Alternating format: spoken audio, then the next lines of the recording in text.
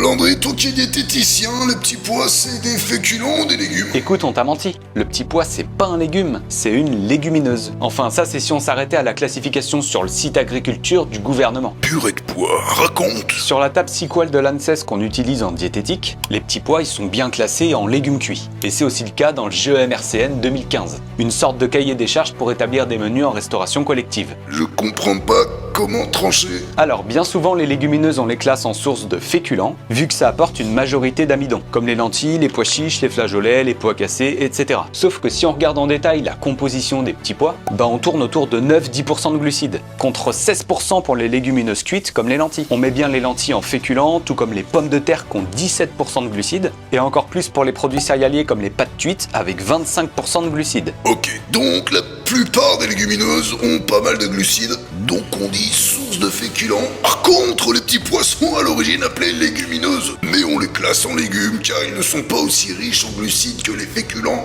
Exactement, on peut dire que ça compte en légumes, mais que ça apporte quand même plus de glucides que la majorité des légumes. Avec tes petits pois, tu peux compléter avec un peu moins de féculents que d'habitude, par exemple avec un peu de pain ou un peu de pommes de terre. Au final, ça dépendra aussi des besoins de chacun. Avec une activité physique importante, s'il n'y a que des petits pois, ce sera léger par rapport aux besoins en glucides estimés. Abonnez-vous à Landry Nutrition. C'est Landry Fit Nutrition. Allez, à bientôt.